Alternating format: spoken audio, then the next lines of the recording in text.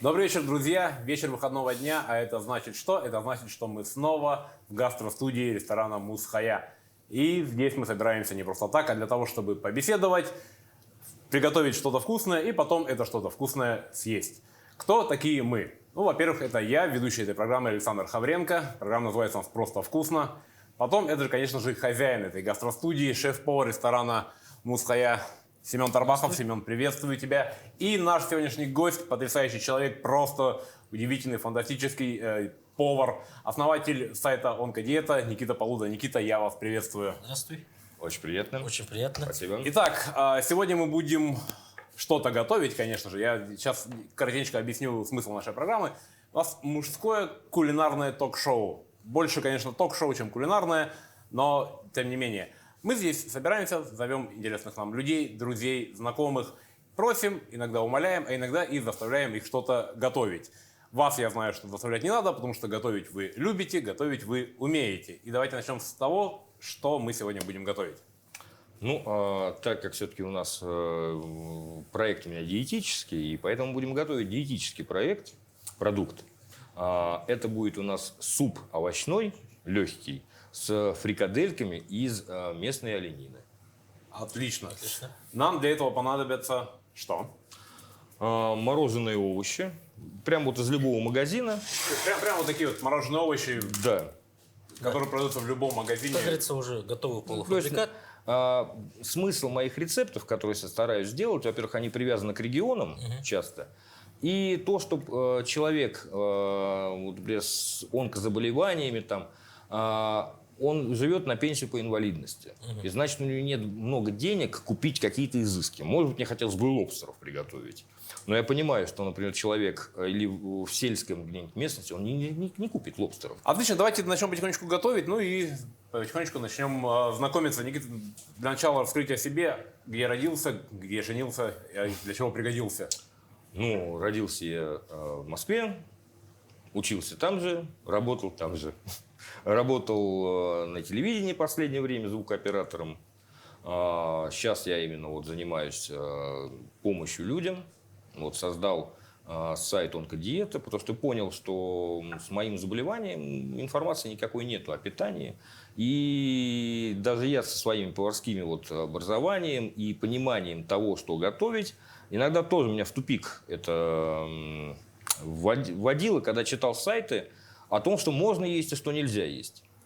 Как-то это все, там, наверное, все поверхностно, да? Да, там просто написано вот буква А – это продукты можно, буква Б – нельзя.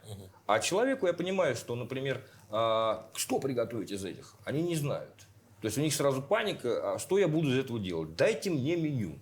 Я посмотрел женские всякие форумы насчет диет и понял, что они хотят, то есть в среднем своем знаменателе люди хотят рецепт разжеванный.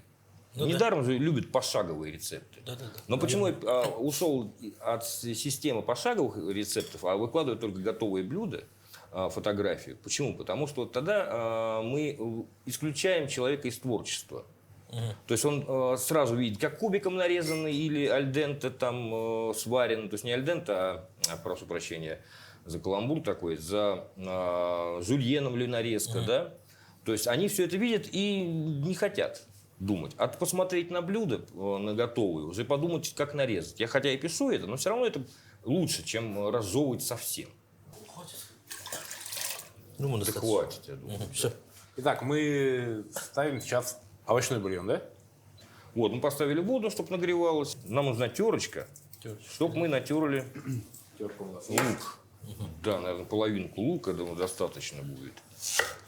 Ну, я так понимаю, что все свои рецепты вы каким-то образом согласовываете с врачами, с онкологами. Да, потому что, например, рецепт, принцип щадящего питания. В принципе, там многие вещи можно не согласовывать, как, например, паровой омлет. То есть тут понятно, что его согласовывать нет смысла. А какие-то сложные рецепты, даже были казусы у меня. Мне казалось, что это полезно. Я какие-то шаги, например, мог пропустить или забыть. А врач мне, например, позвонил или написал, говорит: вот, старичок, ты там вот это забыл.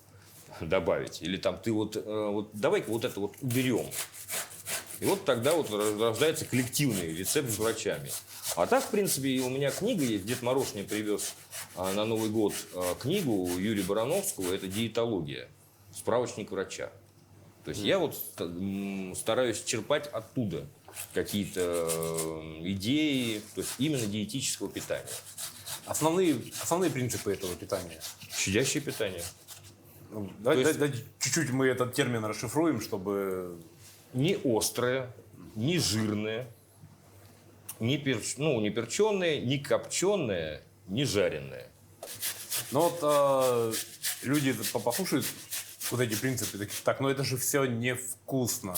Мы же любим, чтобы, если зажарено, чтобы прям до корочки такой, там, во фритюре, чтобы... Ну, тут надо понимать, во-первых, такую фразу «вам шашечки или ехать», потому что, да, надо чем-то жертвовать, но есть замечательных много рецептов, то есть много замечательных рецептов, которые ничем не уступают термообработке вот такой ярой, то есть, знаете, грубой, чтобы корочка была, там, зажаренность. Просто у нас существует же такой стереотип, что, ну если диета, значит, все нельзя, а то, что можно, то невкусно. Но вот как раз я и говорю, что диеты не существует. То есть есть рацион питания. То что такое диета, если брать из латыни, перевести, то есть не из латыни, из греческого, да? Диета – это образ жизни. Либо второй вариант перевода – это строгое соблюдение правил. Если человек решил, что он занимается диетой, в диете написано кефир, но он понимает, что ему не идет кефир, потому что он не хочет этот кефир пить, и он заменяет его на другой продукт, значит, он уже нарушает диету. То есть, значит, он уже не применяет эту диету в практике, он просто придерживается рациона питания. Какой злой у тебя лук, слушай. Да, вот я тоже. Ты стоишь такой, как бы, нет, тоже есть. Ну, уже дает. Кольцо-то снять надо. Нельзя на кухне. До того, как вы столкнулись с этой проблемой, у вас были какие-то любимые блюда, от которых вам пришлось, к сожалению, отказаться? Ну, наверное, это острая пища. Потому что я раньше очень любил острую пищу, такую, что не то, что съешь, а после нее многие побежали язык мыть. Может быть, кстати, это и спровоцировало мое заболевание. Один из факторов, в принципе. Но тут у меня больше наследственный фактор, скорее всего. Вот. Не думаю, что острый, но все равно. Врачи не рекомендуют есть очень острую пищу, потому что это раздражающий фактор слизистой желудка, кишечника. Поэтому вот, от острого я отказался, от сильно жареного, прям с корочкой.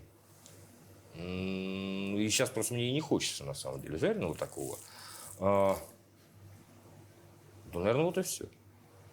Все остальное это можно. То есть, если взять котлеты, если их с умом приготовить, то есть мы же не будем их доводить до кулинарного совершенства.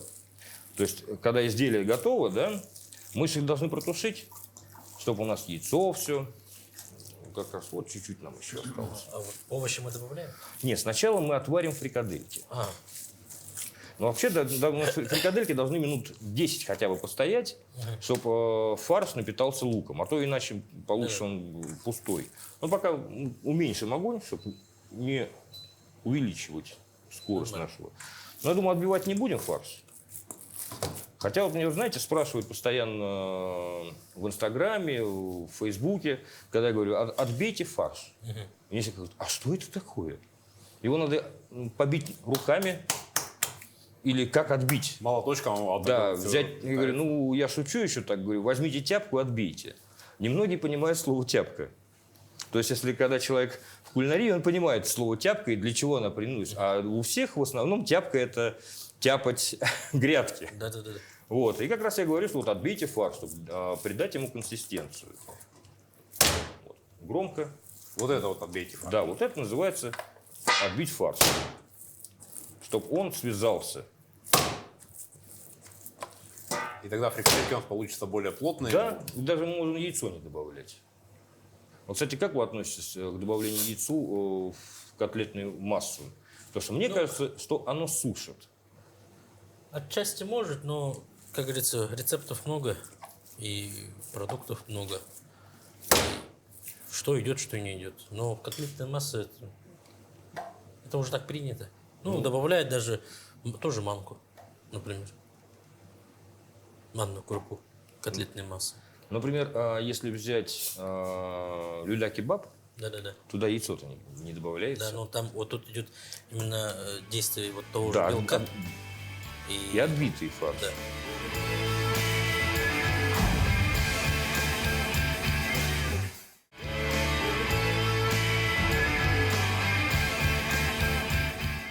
Вот на первых порах люди, когда вот сталкиваются с таким же диагнозом, как у меня, им рекомендуется есть все на пару, отварное.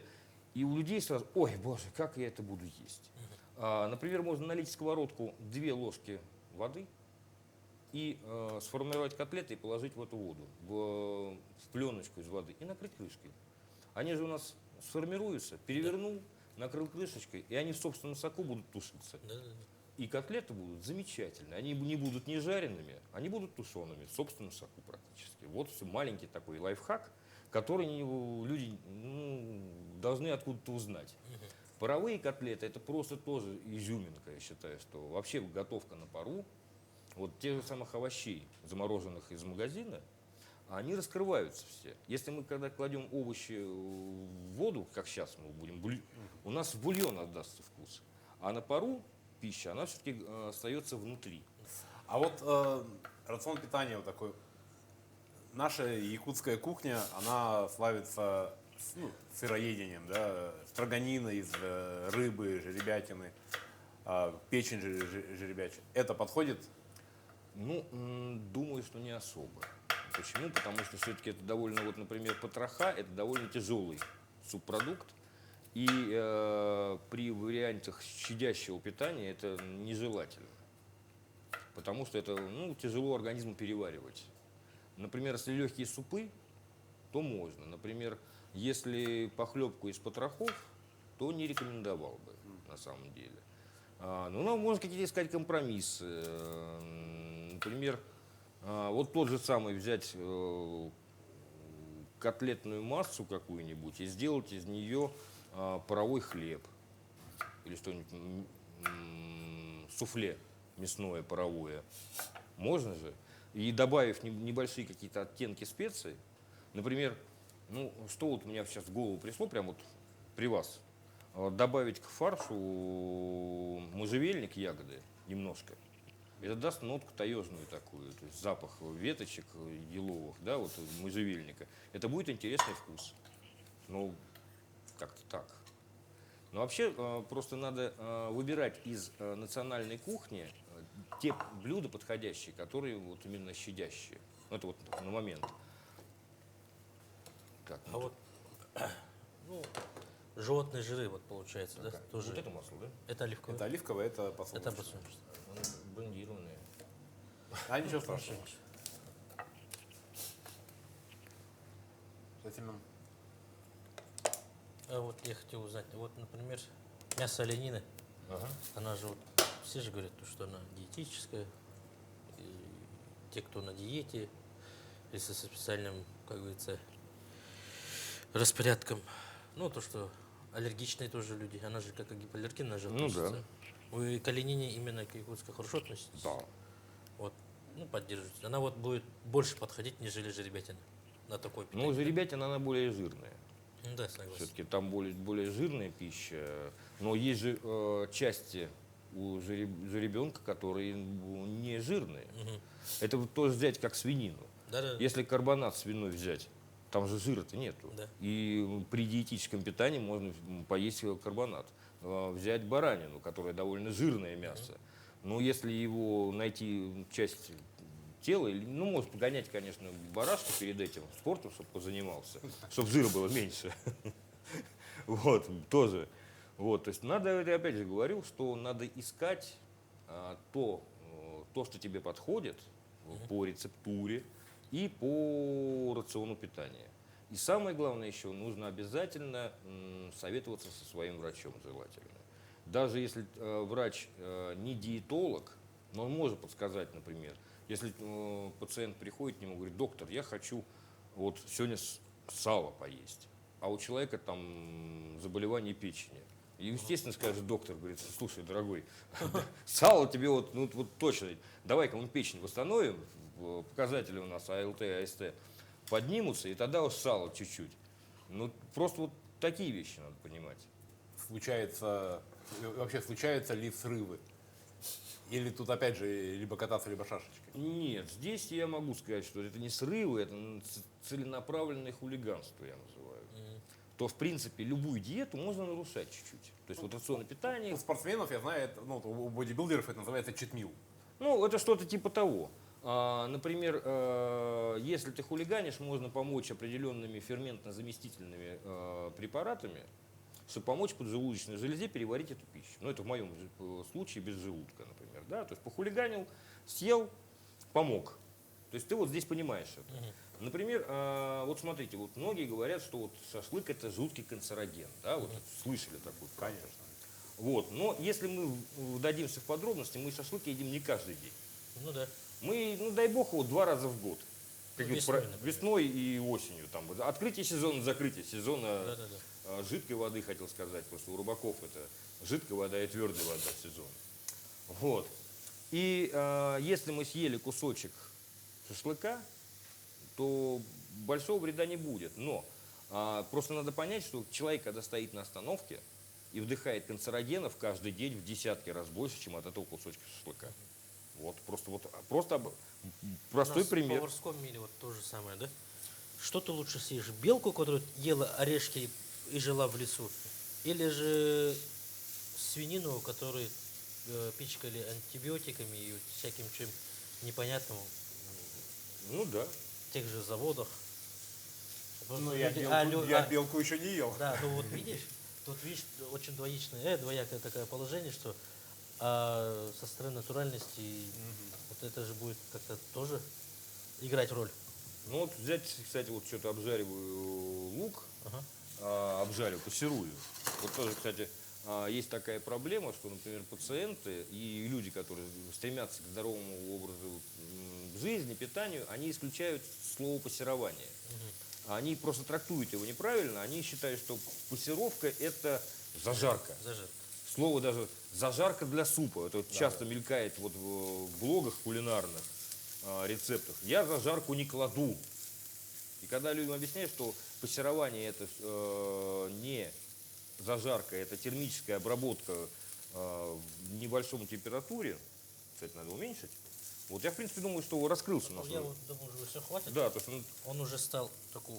прозрачный, вот, запах дал. Мы можем снять, она уже на этом тепле дойдет. Да. Так, надо тогда выключаю. Вот. И вот хотел сказать, что вот запах пошел. Грибы. Да. Они же вроде как не полезны. То есть прям такой пользы от... Да, Они не усваиваются организмом, но вкусно.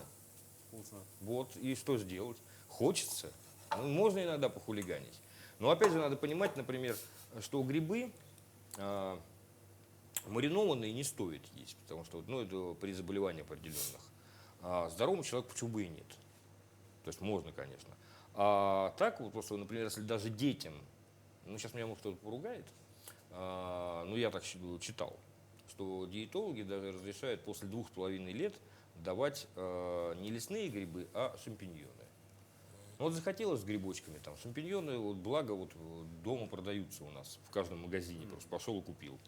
Вот, ну, добавь ты там этих шампиньончиков, ну, устрой себе праздник. Я говорю, что вот это хулиганство, это иногда вот стоит отходить от каких-то принципов, но все равно пытаться, соблюдая, то есть отходить, соблюдая, как так сказал, интересно, то есть понимая, то есть о чем ты делаешь, то есть не безудержно, то есть во все тяжкие, да. Думать прежде всего. Да. Прежде всего думать. Ну вот мои мастер-классы как раз, я их так под таким девизом назвал. Удалили желудок, а не мозг.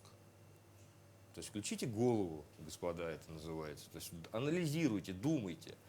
И тоже я часто говорю, что, например, кулинария – это 7 нот. То есть она давно сыграна, гамма. Но как их Просто местами надо местами менять. поменять и как поменять. Получится И от либо этого- какофония, либо красивая да. мелодия. Вот поэтому и кулинария это рецепт, скажем так, это конструктор. Что, например, идет в рецепте коньяк, ну нет у вас коньяка, ну либо замените рецепт, либо не кладите коньяк, просто подумайте, чем ему заменить, как он там будет играть. То есть подумайте, что, или, например, идет хмели сунели, а вот на полке случайно оказалось уцха сунели. Потому что если взять составляющую хмели сунели, там в основном голубой пажитник, или пажитник правильно назвать его. Вот уцха сунели как раз то. Да. Или наоборот тоже. Вот, играя с специями, можно всегда добиться какого-то вкуса. Вот то же самое, кстати, вот я много раз говорю о паровых омлетах.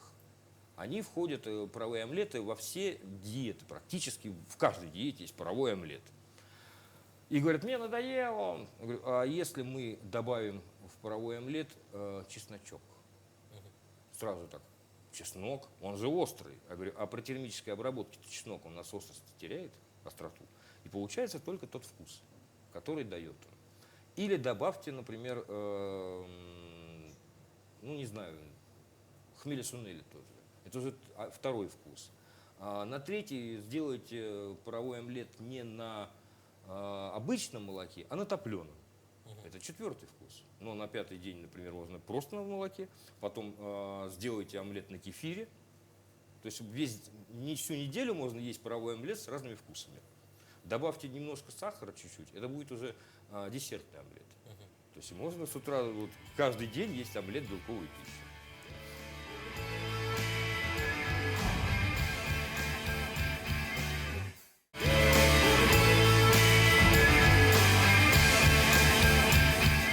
Когда к вам пришла вот идея о создании онкодиеты, о создании сайта, и вы обратились к врачам, врачи как на это отреагировали? Обеими руками за. И когда пациент, понимая, что, например, он подчеркивает информацию какую-то, собирает ее у меня на сайте, по той же самой диетологии, по химиотерапии у меня статьи есть, как пережить эту химиотерапию, что есть во время химиотерапии. И что все статьи написаны от врачей. То есть они не просто от себя где-то копипаст я делаю, да, а это статьи врачей с фамилиями врачей и фотографиями врачей. То есть и врачи сказали, во. Так что одобрено, помогают. Я в Москве искал диетолога. Ну, в поликлинике. Нет в поликлинике диетолога. То есть надо искать, записываться. А мне надо решать проблему сейчас, а не через месяц или через полтора, когда у меня будет запись. И вот надо же эти полтора месяца как-то прожить и понимать, как ты живешь. Вот у меня для этого есть статьи, чтобы люди понимали, как. Я всегда даю, не стесняюсь, свой телефон. Я всегда говорю, звоните, не стесняйтесь, там WhatsApp для этого есть. Отвечу на любые вопросы. Я думаю, что хватит. Хватит. И мы их оставляем вариться. Ну, наверное, можно, да, посолить. Я думаю, что даже открыть, наверное. А то так долго будем. То есть прям вот так. Да, что-то как-то она ж крупная. Вот, я привык, что мелкая. Иногда, вот, кстати, тоже с крупной солью постоянно я могу ошибаться. Но приходится иногда сахаром нивелировать. Ну и закидываем овощи. То есть вот у нас самый простой. Овощная смесь? Да, овощная цветная смесь. капуста. Цветная капуста, фасолька, морковка, горошек. Вот, то есть Ну, и, простые. собственно, Вот. всё.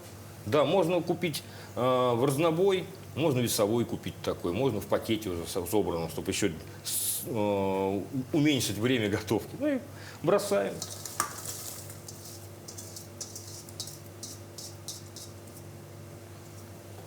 Включаем на максимальность, чтобы быстрее у нас. Все. И минут, как закипит, минут 10, и у нас суп готов. Просто, быстро. Лук мы добавим, наверное, за 3 минуты до конца. Это, знаете, такую песню, что-то мне вспомнилось про Алла Борисовна пела. Фарш невозможно провернуть назад. Да. Вот это я часто, когда кручу мясо, эту песню пою. Ну, всегда говорю, что на кухне надо готовить с юмором, с хорошим настроением. И, я думаю, что если человек готовит с плохим настроением, то и... Ну, еда получается невкусная. Да. Тут энергетически надо от себя отщипнуть кусочек юмора, кусочек доброты, и веселости, добрости и всего остального. Совершенно. Вот мы тоже сегодня общались на тему того, что когда готовишь, надо добавлять обязательно ингредиент частичку своей души. Да. В каждое блюдо. А без этого нельзя. Но единственное, что если правильно говорить о диетологии, вообще о правильности питания и ведения пищевого дневника, например, да, то все надо взвешивать. То есть все вот ингредиенты, то есть мы вот знаем, что у нас фасоль столько-то, ну это по-хорошему. Ну да. А если вы купили овощную смесь, там приблизительно уже написано, сколько калорий, белков, жиров, углеводов. Просто это нам нужно для понимания именно рациона дня, чтобы сколько мы за день съедаем калорий, белков, жиров, углеводов, чтобы соблюсти баланс. Вообще любое, если человек следить начинает за своим телом, будь то набор мышечной массы, будь то сокращение жирового слоя, естественно, он должен считать калории, белки, жиры, углеводы. То есть недостаточно одних калорий. То есть надо понимать вот именно КБЖУ в целом. То есть именно вот этот баланс. И нельзя ударяться в одну или в другую сторону. Если врачи прописали, например, белковую пищу, то есть это врач должен решать, в какую сторону вильнуть. То есть кому-то, вот, например, у людей с определенными заболеваниями надо уходить больше белка. Ну, вот в том числе и у меня, например. Часто нехватка белка у людей без желудка. Вот надо уходить в более белковую пищу, например, завтраки. Они должны быть белковыми. Вот. И надо посчитать, сколько я белка с завтрака съел. То есть на завтрак съел белка, сколько я углеводов на второй завтрак съел, например, кашу. И все вот это совмещаешь и смотришь, сколько у тебя за день килокалорий. Еще вот мы говорили о том, что надо на кухне быть с настроением, в хорошем настроении готовить. Это такая немножко как психосоматика, да, наверное, можно да. назвать. И я знаю, что вы очень не любите, когда кто-то говорит слова «онкобольной». Да. Почему ж? Ну, как ты корабль назовешь, так он и поплывет, правильно? Онкобольной – это прям сразу «я больной». А если назвать себя онковыздоравливающий, то есть, значит, будешь онковыздоравливающим. Выздоравливание – это дело рук выздоравливающих. То есть, вот так перефразируем фразу утопающих, а мы наоборот, мы себя хотим, выздороветь хотим, поэтому все в твоих руках. И поэтому приятнее себя ощущать выздоравливающим, чем больным. Поэтому вот такой вот подход к делу. По-моему, очень правильный и грамотный подход. Как у нас суп? Ну, Мы еще уже думаю, можем добавлять лук.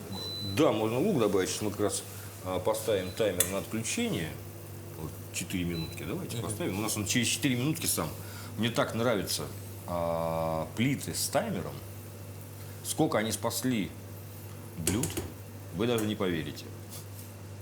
Потому что бывает так, задумаешься, сидишь, отвечаешь на вопросы подписчиков, и бац, что-то там не так пошло. И после того, как я сжег пару раз чего-то дома, я ставлю теперь, даже если перевернуть, мне надо сырники на другую сторону, я подхожу, ставлю 4 минуты на таймер, он мне напомнил, я перевернул. То есть очень удобная штука, когда в самой плите таймер. И отключил, как я рассказывал про индейку. Что вот засыпал все, закрыл крышечкой, нажал, отключилось само. Тут очень удобно. А помимо самого сайта «Онкодиета» вы ведете активную жизнь в соцсетях. Насколько я понимаю, больше Facebook, чем Instagram.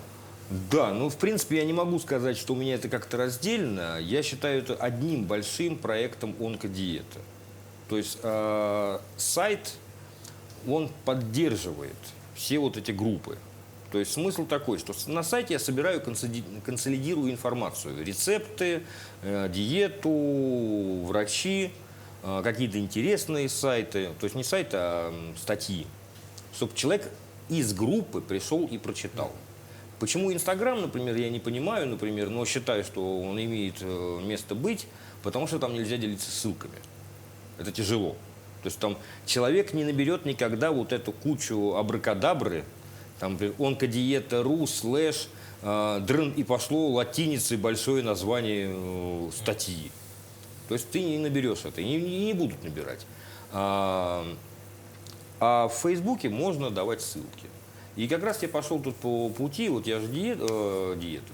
Я буклеты создал для пациентов, такие небольшие брошюрки о питании, о проекте, и туда воткнул QR-коды.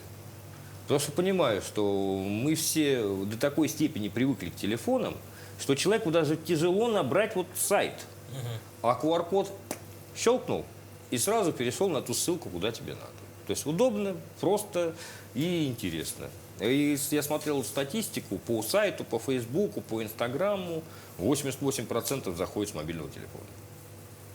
Вот. Ну, для меня это на самом деле обидно, потому что я считаю, что сайт надо смотреть на большом десктопе, потому что это удобно, это красиво, но приходится мириться с этими реалиями, которые в данный момент диктует нам вот сама жизнь.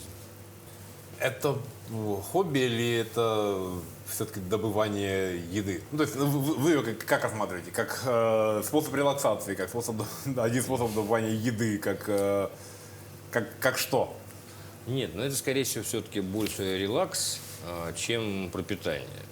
Если в тайге находишься, да, это, конечно, пропитание. Но вот сколько я езжу на рыбалку, я никогда не закладывал в рацион питания рыбу. Потому что знаю, что здесь можно пролететь. И знаю примеры, что когда горе-рыбаки или туристы, рассчитывая на то, что они наловят рыбы, бац, и ничего не поймали, и взяли всего лишь баночки хлеба, банку тушенки, кусочек хлебушка, а поехали на неделю, рассчитывая на улов. Поэтому я никогда это не рассматриваю, а больше надеюсь на то, что что поймал, то и съел. Не поймал, ну и хорошо. То есть рыбе повезло. И поэтому готовлю я, естественно, прям там. Я домой рыбу не вожу. То есть я не вижу смысла ее возить. Ну что и кататься туда-сюда, туда-сюда. Вот. Приготовил и съел. Я ловлю столько, сколько могу съесть.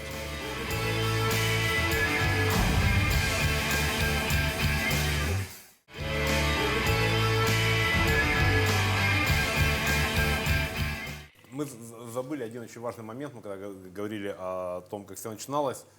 Вы сказали, что работали на телевидении, но к поварскому-то делу, как вы пришли, мы вот этот момент Ну это, упустили. да, это началось, наверное, со школы еще. У меня папа летчик-испытатель, мама работала в институте.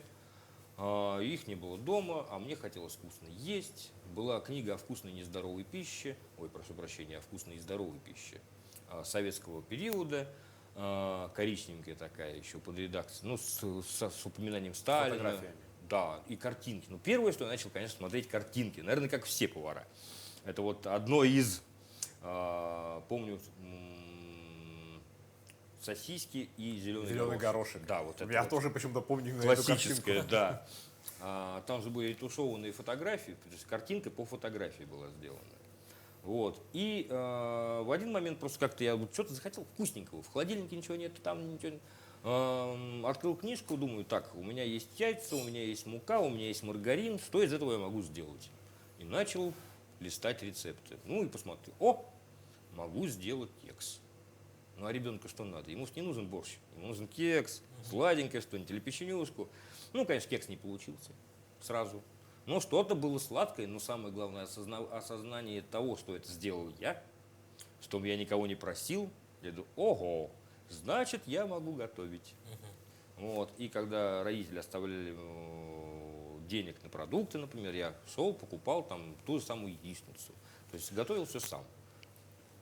И вот с того времени я стал готовить и в лесу. Я занимался туризмом практически с детства. Есть даже туристический разряд Советского Союза. И в команде я был поваром.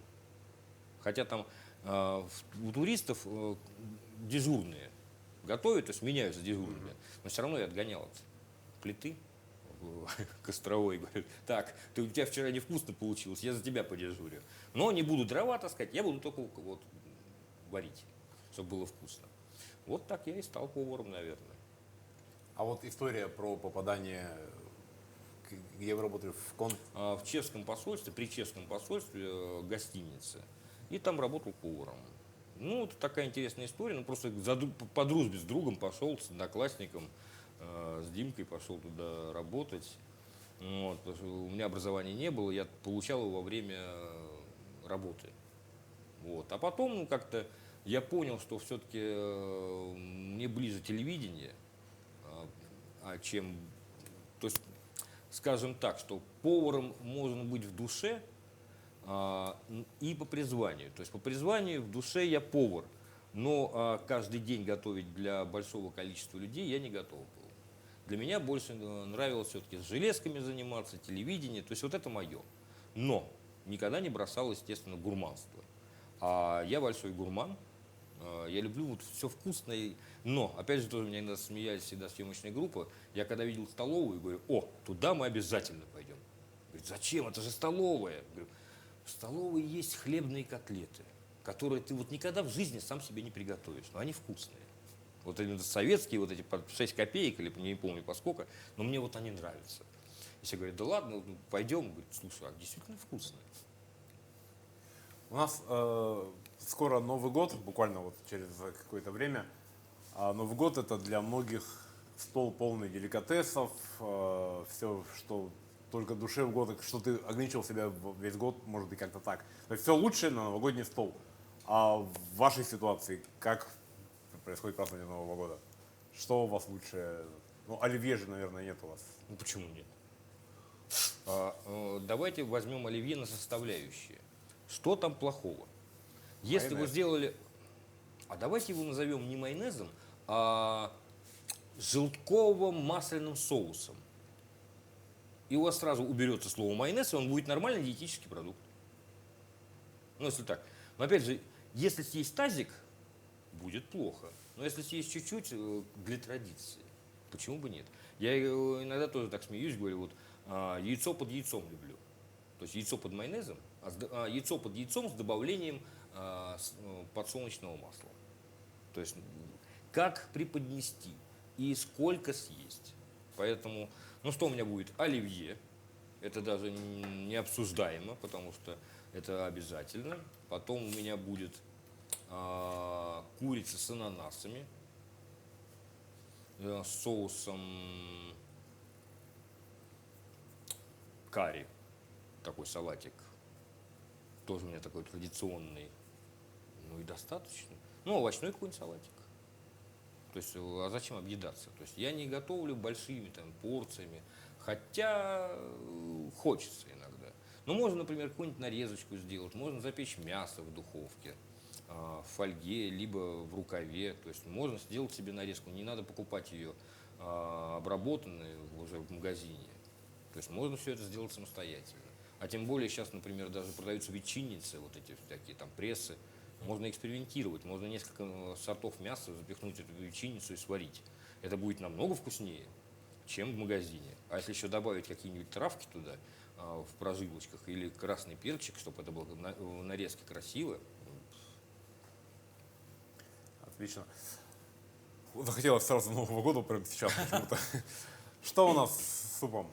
Готов? Суп готов. Я предлагаю приступить к очень ответственному и интересному процессу, который называется дегустация. Смотреть, насколько у нас... Мы сейчас с Семеном убедимся, правда ли, что диетическое, прошу прощения, правильное питание может быть вкусным. Но я уже вижу, я по запаху чувствую, что Оно не может быть что невкусным. оно вкусное. Самое главное, здесь надо понять, что это легкий супчик. Да. не тяжелый.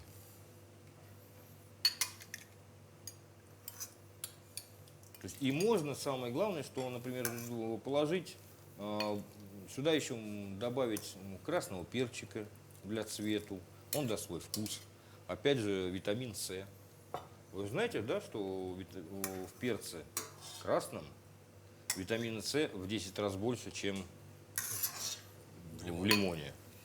И вот этот стереотип, когда человек чувствует, что приболел, сразу Его хочется пичкует лимоном.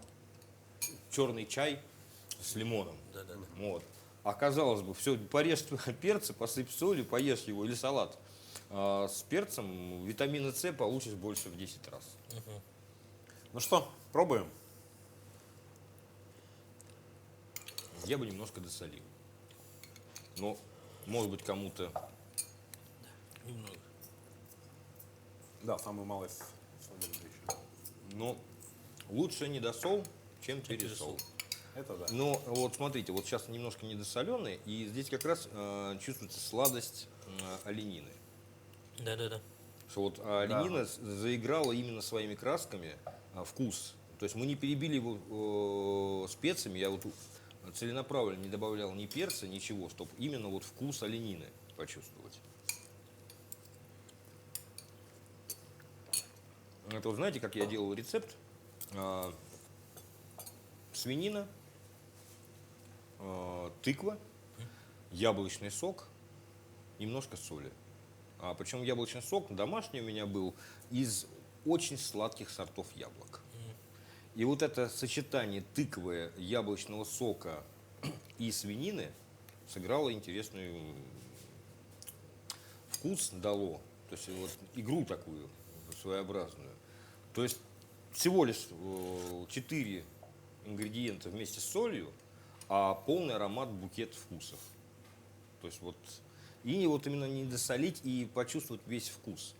Что вот иногда, кстати, вот при подготовке на пару, вот если то же самое брокколи не посолить, а потом досаливать ее чуть-чуть сверху, то это вкусно.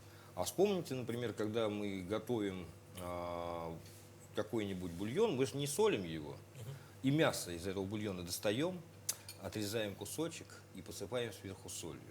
И вот если мясо сварено было в соленой воде, оно не такое вкусное, чем посыпанное сверху солью.